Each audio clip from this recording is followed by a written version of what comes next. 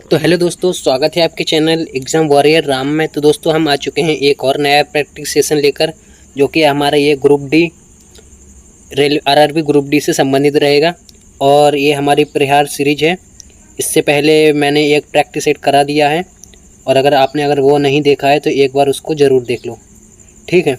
और इसमें हम टॉप 25 MCQ देखेंगे, जिसमें हम ये देखने वाले हैं, यानी आंसर की को सॉल्व करेंगे। तो देखो, ये हमारी है 27/11/2025 में, और ये हमारी सेकंड शिफ्ट का एग्ज़ाम हुआ था। ठीक है दोस्तों। तो अभी हम देखेंगे ये इसका प्रैक्टिस सेट।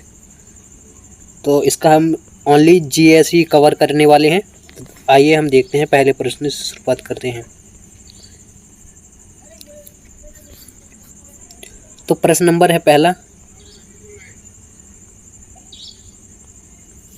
तो अयस्क से अपयश को हटाने के लिए उपयोग की जाने वाली प्रक्रिया अपयस्क और अयस्क के किन गुणों के बीच अंतर पर आधारित है? तो इसका सही आंसर है ऑप्शन बी करेक्ट है, जो कि रासायनिक या भौतिक।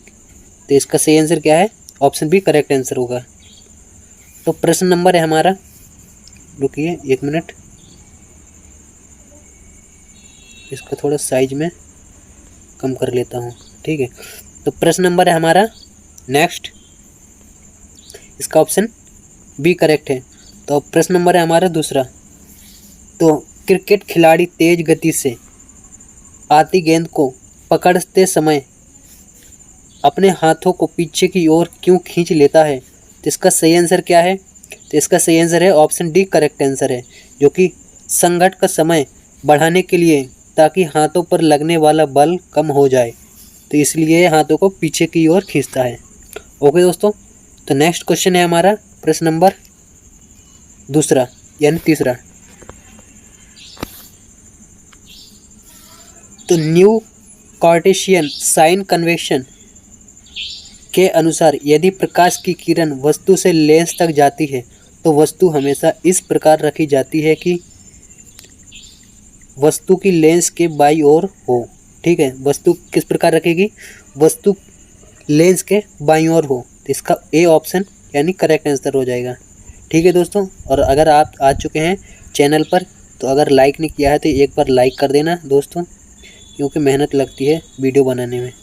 तो लाइक और शेयर एक बार ज़रूर कर देना, ठीक है। और कमेंट करके ज़रूर बताना कि एक क्लास आपको कैसी लगी है।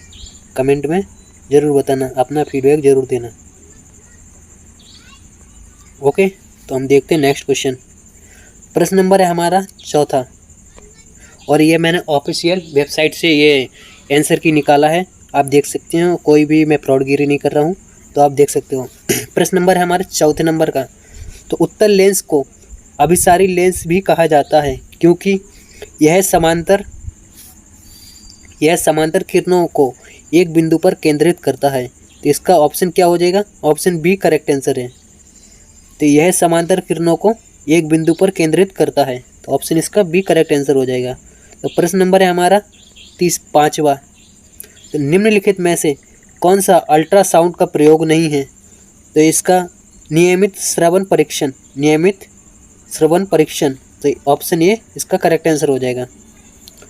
इसका सही आंसर क्या है दोस्तों? इसका ऑप्शन ए करेक्ट आंसर हो जाएगा, ठीक है, जो कि आपका ये हरा वाला दिया है ये आंसर।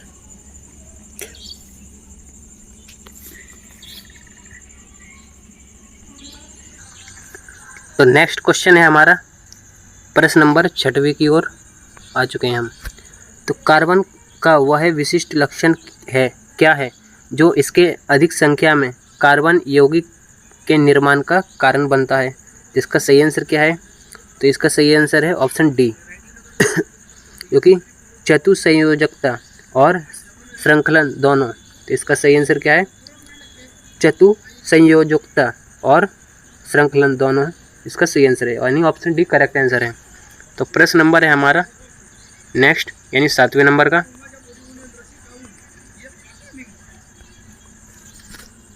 प्रश्न नंबर है हमारा 7वें नंबर का। तो एक, रुकिए, ये वाला नहीं है, ये इसका लग गया है मैथ का। मैथ को हम नहीं कवर करेंगे भाई।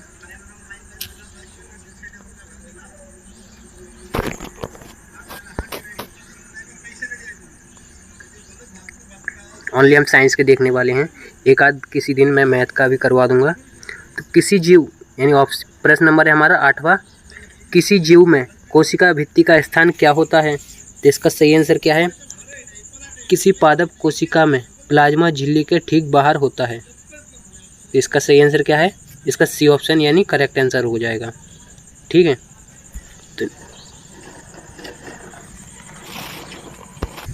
तो हमारा नेक्स्ट क्वेश्चन है हमारा 9वें नंबर का। तो प्रश्न नंबर है हमारा 9वां, तो निम्नलिखित में से किस कारक में वृद्धि चालक का प्रतिरोध बढ़ेगा? तो ऑप्शन ए चालक का तापमान, ऑप्शन बी सेकंड ऑप्शन है हमारा चालक की लंबाई, और ऑप्शन तीसरा है चालक के अनुप्रस्थ काट का क्षेत्रफल। तो इसका सही आंसर क्या होगा? तो इसका सही आंसर क्या होगा? 1 पॉइंट और दूसरा इसका सही आंसर हो जाएगा। तो नेक्स्ट क्वेश्चन है हमारा प्रश्न नंबर हमारा 10वां, तो आर्गन और कैल्शियम का एक युग्म है, तो इसका कौन सा युग्म है? तो इसका सही आंसर हो जाएगा ऑप्शन सी करेक्ट आंसर हो जाएगा, जो कि संभारिकों का जिसे हम आइसोबार कहते हैं। तो इसका सी ऑप्शन यानी बिल्कुल सही आंसर है। तो नेक्स्ट क्वेश्चन है हमारा प्रश्न नंबर है हमारा 11वां, जंतुओं के संयोजी ऊतकों में वसा कोशिका लोब्यूलस में व्यवस्थित होती है, जो डैश के विभाजन द्वारा पृथक होती है। इसका सही आंसर क्या है? इसका सही आंसर है कोलेजन और इलास्टिन तंतु। कोलेजन और इलास्टिन तंतु ये विभाजन पृथक होती है। ठीक है, यानी ऑप्शन सी इसका करेक्ट आंसर हो जाएगा। ओके, तो नेक्स्ट क्वेश्चन है हमारा 12वां, जीवों में लैंगिक प्रजनन के संबंध में सही विशेषता का चयन कीजिए। तो इसका ऑप्शन है डी इसका करेक्ट आंसर है। यह संपत्ति में 2 माता पिता के डीएनए को संयुक्त करते हैं। तो क्या करते हैं? डीएनए को संयुक्त करते हैं। और हमारा नेक्स्ट क्वेश्चन हो जाएगा हमारा प्रश्न नंबर 13,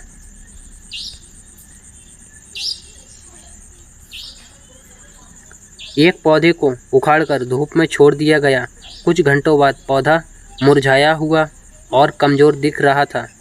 इसका सबसे संभावित कारण क्या हो सकता है? तो इसका सही आंसर हो जाएगा जाइलम के मध्य से जल चालन अवरुद्ध हो गया है। तो जाइलम के मध्य से जल चालन अवरुद्ध हो गया है, यानी जड़ के क्या है इसका, यानी जल के मध्य से, यानी जो अपना पेड़ है उसका जड़ है, जड़ तक पानी नहीं पहुंचता है, तो इसलिए हमारा पेड़ है ना वो मुरझा जाता है। ठीक है, वो दूसरी ही दिशा में चला जाता है पानी, तो इसलिए वो पेड़ मुरझा जाता है। ठीक है, तो चलते हैं हम नेक्स्ट क्वेश्चन पे। प्रश्न नंबर हमारा 14, धातुओं का संरक्षण एक ऐसी प्रक्रिया है जिसमें डैश है। तो इसका सही आंसर है धातुएं पर्यावरणीय कारकों के साथ अभिक्रिया करके ऑक्साइड सल्फाइड कार्बोनेट में रूपांतरित हो जाती हैं। तो इसका सही आंसर क्या है? तो इसका सही आंसर ऑप्शन डी है। ठीक है, तो नेक्स्ट क्वेश्चन है हमारा प्रश्न नंबर 15, हाइड्रोक्लोरिक एसिड के साथ धातु सोडियम कार्बोनेट और सोडियम बाइकार्बोनेट की अभिक्रिया के बीच समानता क्या है? इसका सही आंसर हो जाएगा सोडियम क्लोराइड बनता है। इनके बीच क्या समानता है? तो इसमें है सोडियम क्लोराइड बनता है। ठीक है, यानी ए ऑप्शन इसका बराबर हो जाएगा। तो नेक्स्ट क्वेश्चन है हमारा 16वां, तो निम्नलिखित में से कौन सा वंशागति के संबंध में मेंडल के निष्कर्ष को सही रूप दर्शाता है? तो इसका प्रत्येक विशेष दो कारकों द्वारा नियंत्रित होते हैं। इसका क्या हो जाएगा? ऑप्शन सी यानी करेक्ट आंसर हो जाएगा। ना तो इसका ए है, ना ही बी है और ना ही डी है, तो इसका सी करेक्ट आंसर हो जाएगा। ठीक है, नेक्स्ट क्वेश्चन है हमारा प्रश्न नंबर 17। तो ये है, निम्नलिखित में से कौन सा गैस पर दाब बढ़ाने का परिणाम है। तो इसका सही आंसर क्या हो जाएगा। तो इसका सही आंसर है ना तो इसका अंतकण स्थान में वृद्धि, और ना ही इसका ऑप्शन बी गैस का वाष्पन, और ना ही इसका ऑप्शन डी गतिज में ऊर्जा वृद्धि, ये भी नहीं है। तो इसका सही आंसर है सी ऑप्शन, जो कि अंतकण में स्थान में कमी। ठीक है, इसका सी आंसर बिल्कुल करेक्ट हो जाएगा। नेक्स्ट क्वेश्चन है हमारा, मटर का पौधा पौधों पर चढ़ने के लिए किस संरचना का उपयोग करता है। ये करता है ऑप्शन ए यानी प्रतान को ये उपयोग करता है। ऑप्शन ए करेक्ट है इसका। तो हमारा नेक्स्ट क्वेश्चन है 19वां नंबर का। तो ये हमारा 19वां है प्रश्न। यदि किसी तार की लंबाई दुगनी कर दी जाए और उसका अनुप्रस्थ काट क्षेत्रफल आधा कर दिया जाए तो उसका प्रतिरोध क्या हो जाएगा। मूल का आधा, ये भी नहीं होगा। मूल का दोगुना, ये भी नहीं होगा। मूल का 1/4, ये भी नहीं होगा। तो मूल का 4 गुना, ये करेक्ट आंसर हो जाएगा, यानी ऑप्शन डी इसका करेक्ट आंसर है। तो नेक्स्ट क्वेश्चन है हमारा प्रश्न नंबर 20वां। एक कोशीय जीव का समान आनुवंशिक सामग्री वाले 2 बराबर संतति कोशिकाओं में विभाजन को निम्नलिखित में से क्या कहा जाता है। तो संयुग्मन, ये भी नहीं होगा। ऑप्शन सी इसका मूलकलन, ये भी नहीं होगा। और ऑप्शन डी है बीजाणु निर्माण, ये भी नहीं होगा। इसका सही आंसर क्या हो जाएगा, बी ऑप्शन यानी बाइनरी विखंडन, ये इसका सही आंसर हो जाएगा। तो नेक्स्ट क्वेश्चन है हमारा प्रश्न नंबर 21वां। तो निम्नलिखित में से कौन सा रासायनिक ऊर्जा के ऊष्मा ऊर्जा में रूपांतर का सर्वोत्तम उदाहरण है। तो इसका सही आंसर हो जाएगा ऑप्शन ए करेक्ट आंसर हो जाएगा, जो कि लकड़ी का जलाना। ये अपना वाष्प, जो भी अपनी वाप बनती है उससे हमारा निसर्ग में यानी वो होता है, उसके वजह से ऊष्मा तैयार होती है और वो बादल बन जाते हैं, फिर धीरे से वर्षा हो जाती है। ठीक है, तो नेक्स्ट क्वेश्चन है हमारा प्रश्न नंबर 22वां। तो निम्नलिखित में से कौन सी विधि फसलों के लिए उपलब्धता में वृद्धि होती है, सिंचाई की नई पहल का एक हिस्सा है। तो इसका सही आंसर है ऑप्शन ए करेक्ट आंसर हो जाएगा, जो कि वर्ष जल संचयन और जल ग्रहण प्रबंधन। इसका सही answer option A correct answer है। ठीक है, तो नेक्स्ट क्वेश्चन है हमारा प्रश्न नंबर 23वां।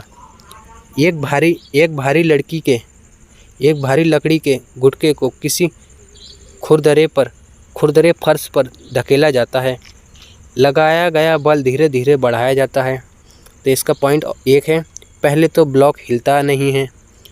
फिर दूसरा पॉइंट है, फिर एक निश्चित बल पर ब्लॉक फिसलना शुरू कर देता है।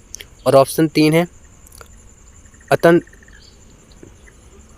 अंततः जब ब्लॉक फिसल रहा होता है तो वह स्थिर वेग से चलता है। तो इसका सही आंसर क्या हो जाएगा, यानी ऑप्शन सी करेक्ट आंसर हो जाएगा। इसके तीनों पॉइंट एकदम करेक्ट आंसर हैं।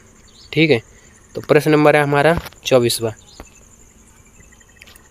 तो निम्नलिखित में से कौन सा विकल्प पदार्थ के माननीय गुण और उसकी एसआई इकाई के संदर्भ में सम्मिलित हैं। तो इसका सही आंसर हो जाएगा ऑप्शन ए करेक्ट आंसर हो जाएगा, जो कि घनत्व किलोग्राम प्रति घन मीटर, यानी ऑप्शन ए करेक्ट आंसर हो जाएगा। तो नेक्स्ट क्वेश्चन है हमारा प्रश्न नंबर 25वां। सांद्र सल्फ्यूरिक अम्ल को निर्जलीकरण का कारक माना जा सकता है, क्योंकि यह निम्नलिखित में से डैश से जल को हटाता है, यानी ग्लूकोज से हटाता है। तो ऑप्शन ए इसका करेक्ट आंसर हो जाएगा। तो नेक्स्ट क्वेश्चन है हमारा प्रश्न नंबर 26। तो दोस्तों अभी इधर से ये लग गया है, यानी क्या बोलते हैं, ये मैथ लग गया है, और मैं एक आध दिन मैथ का भी इसमें से क्लास करवा दूंगा। और अभी हाल के लिए इतना ही, मिलते हैं हम नेक्स्ट वीडियो में। और हाँ दोस्तों, अगर आपने लाइक नहीं किया है तो लाइक कर देना, एक शेयर कर देना, ठीक है, शेयर कर देना, एक कमेंट करके ज़रूर बताना आपको क्लास कैसी लगी है। हालांकि उतनी खास नहीं है, लेकिन फिर भी आपके लिए मोटा मोटा अंदाज़ा लग जाएगा ये क्लास आपके लिए कितनी महत्वपूर्ण है। ठीक है, कमेंट में एक बार अपना फीडबैक ज़रूर दे देना। ओके दोस्तों, मिलते हैं नेक्स्ट वीडियो में। धन्यवाद। जय हिंद, वंदे मातरम।